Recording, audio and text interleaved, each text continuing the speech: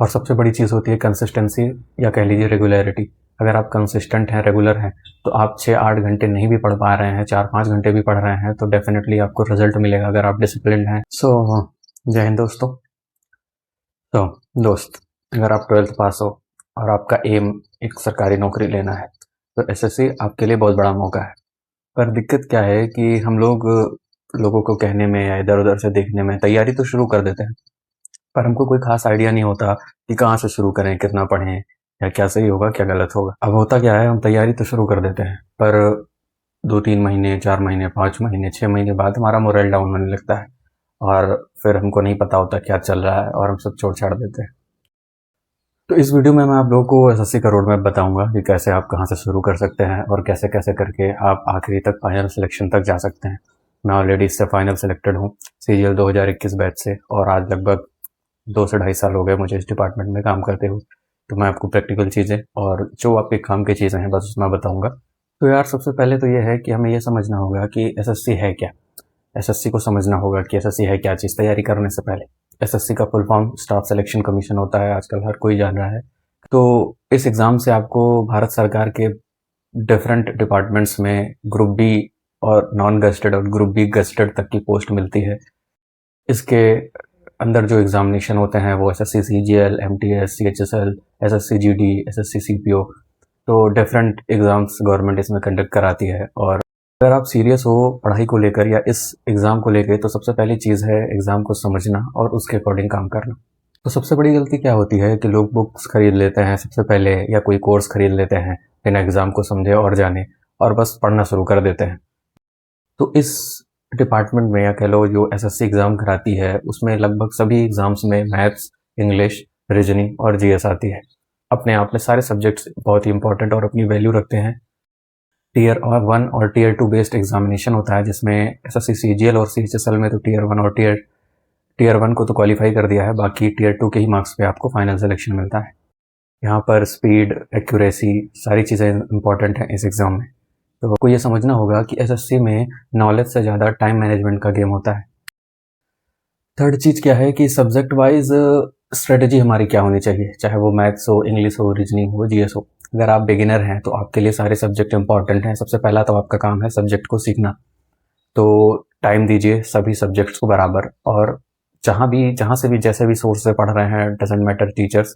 एक चीज़ क्लियर कर दूं कि मैंने सारी पढ़ाई अपनी ऑफलाइन की हुई है, ऑनलाइन मैंने पढ़ा हुआ नहीं है, तो I can't suggest you about the particular teacher. But हाँ, इतना कहूँगा कि आप किसी भी टीचर्स की डेमो क्लासेस लीजिए, जिस टीचर का पढ़ाया आपको समझ में आता है आप उसके साथ आगे कंटिन्यू कर सकते हैं। में अगर आप अभी शुरू कर रहे हैं तो हर सब्जेक्ट को प्रॉपर टाइम दीजिए, प्रॉपर रिस्पेक्ट दीजिए, प्रॉपर वैल्यू दीजिए। ऐसा नहीं कि हमें जीएस में पढ़ने में कम अच्छा लगता है, या मुझको जीएस नहीं याद होती है तो मैं जीएस छोड़ दे रहा हूँ, इंग्लिश नहीं समझ में आ रही तो दिन भर मैथ लगाए जा रहा हूँ। ऐसा बिल्कुल मत करिए। स्टार्टिंग से ही सभी सब्जेक्ट्स को बराबर वैल्यू देते हुए, बराबर टाइम देते हुए सीखिए। जैसे कि मैथ्स आप पढ़ रहे हैं तो मैथ्स को 2-3 घंटे जितना आपको टाइम मिल रहा है वो दीजिए। 2 घंटे इंग्लिश, 2 घंटे रीजनिंग, 1 से 1.5-2 घंटे जीएस। हालांकि जीएस आज ज़्यादा वैल्यू रखती है, पर पढ़ना आपको सारी चीज़ें हैं। तो अपने अकॉर्डिंग जितना आपको जैसा टाइम मैनेज हो रहा है उस अकॉर्डिंग स्टार्ट करिए और प्रॉपर सबको समय दीजिए। की बात है तो हालांकि जब मैंने तैयारी शुरू की थी तो उस टाइम थोड़ा सा ऑफलाइन मैटर था, ऑनलाइन कंटेंट उतने ज़्यादा अवेलेबल नहीं थे, या ऑप्शंस उतने ज़्यादा अवेलेबल नहीं थे। बट मैंने आर.एस. अग्रवाल की एक बुक आती है मैथ्स की, वो सॉल्व की थी और मैथ्स के लिए। और आप प्रीवियस ईयर कोई भी बुक उठा सकते हैं फिलहाल नए आज के समय में, जो भी जिस तरह से आपको कन्वीनियंट पड़ता है। बस ये सजेस्ट करूंगा कि बुक ऐसी उठाइए जो प्रीवियस ईयर कंटेंट पे बेस्ड हो, क्योंकि लास्ट ईयर आप 2, 4, 6, 10 साल के एग्जाम भी उठा के देख लेंगे तो 80-90% क्वेश्चन रिपीट होते हैं, कुछ चेंज नहीं होता। इस इंग्लिश के लिए है। इंग्लिश में मैंने एक वी के सिन्हा करके बुक आती थी वो, और लूसेंट की बुक आती थी, ये मैंने ग्रामर के लिए पढ़ी। और वोकैब के लिए विद्यासागर करके एक पर्टिकुलर केवल एंटोनिम सिनोनिम की बुक आती थी, वो मैंने पढ़ी है। और वन वर्ड हो गया या अदर वोकेबलरी भी मैंने पढ़ी हुई है। तो वो आपको एमपी पब्लिकेशन एक बुक आती थी, उससे मैंने पढ़ी थी। हालांकि MP publication previous year based content था, तो आप आज के टाइम पे जो भी आपके लिए यूजफुल होता है, आपको सही लगता है, बुक्स पढ़िए।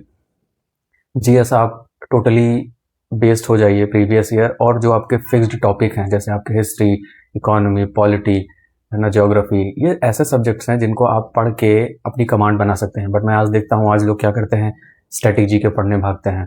है ना, करंट अफेयर्स की 1-1 2-2 घंटे पढ़ते हैं। तो यार जो चीज़ सर्टेन नहीं है कि इससे क्वेश्चन आएगा भी या नहीं, कितना आएगा, क्या आएगा, कैसे आएगा, उस चीज़ के पीछे अगर आप टाइम बेकार करेंगे तो आपका लॉस होगा।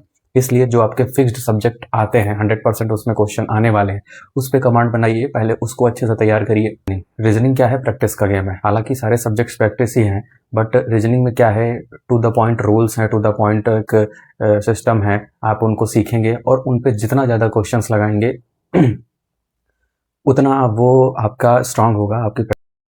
चौथी चीज़, लोग रैंडम पढ़ना स्टार्ट कर देते हैं। जब मन किया, पता लगा शुरू करना है, पढ़ना है, इंग्लिश उठा लिया, कभी जीएस उठा लिया, कभी क्विज लगा रहे हैं बैठ के। तो ऐसे मत करिए। अगर आप शुरू से स्टार्ट कर रहे हैं तो प्रॉपर एक टाइम दीजिए अपने सभी सब्जेक्ट्स को, 6 से 8 घंटे जो भी आपके पास टाइम है पढ़िए। 2 घंटे मैथ, 2 घंटे इंग्लिश, 1.5 घंटे करके आप बाकी अदर सब्जेक्ट्स को बांट सकते हैं। बात क्या आती है 5वां नंबर की, मॉक की बात आती है कि हम मॉक कब लगाएं, कितना लगाएं, कैसे लगाएं। तो यार देखो, मॉक क्या होता है, मॉक होती है प्रैक्टिस। यानी आप अपने नॉलेज को चेक कर रहे हैं कि हाँ, जो हमने इतने दिन पढ़ा, जो हमने इतने दिन प्रैक्टिस करी, क्या उस पर हम रिजल्ट दे पा रहे हैं या नहीं। तो अगर आपका कोर्स कंप्लीट है, आपने सब्जेक्ट सारे पढ़ लिए हैं, तो आप मॉक लगा सकते हैं। 2 से 3 मॉक लगाइए वीक में। और मॉक लगाना बहादुरी नहीं है, उसका एनालिसिस करना बहादुरी है। अच्छे से एनालिसिस नहीं जब तक करेंगे तब तक आपका जो नेक्स्ट मॉक है उसमें कोई इंप्रूवमेंट नहीं होगा, बल्कि आपका मार्क्स गिर ही जाएंगे।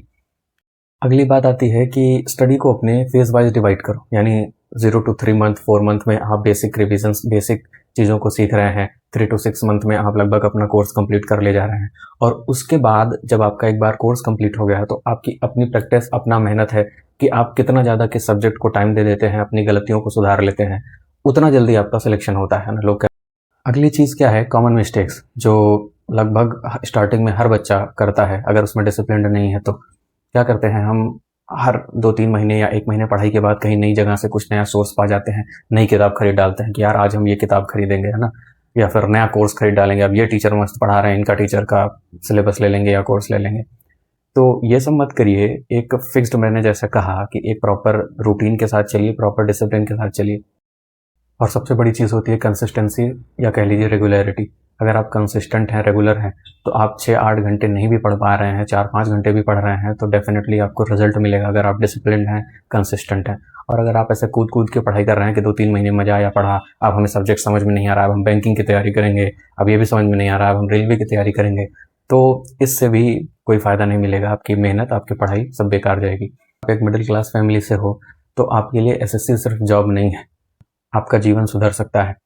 एसएससी सिर्फ एक जॉब नहीं है, ये आपके घर की, आपकी फैमिली की, आपकी जनरेशन्स की सिचुएशन सुधारने का एक बहुत बड़ा मौका है। 1-2 साल की मेहनत और आपकी पूरी लाइफ स्टेबल हो जाती है। हो या शहर से, हिंदी मीडियम से पढ़े हो या इंग्लिश मीडियम से, किसी गांव के प्राइमरी स्कूल से पढ़े हो या किसी कॉन्वेंट स्कूल से, मैटर नहीं करता। अगर आप मेहनत करते हैं, कंसिस्टेंट रहते हैं, तो आप भी अपने सपने पूरे कर सकते हैं। और तो चलिए फिर, ये थी कुछ बेसिक जानकारी, है ना। इसके आगे भी मैं आपको पॉइंट वाइज चीज़ें शेयर करूंगा, और कुछ पार्टिकुलर टॉपिक पे या कुछ पार्टिकुलर पॉइंट पे आप कुछ इन्फॉर्मेशन चाहते हैं तो कमेंट कर दीजिएगा, मैं आपके लिए उस पर भी वीडियो बनाऊंगा बिल्कुल।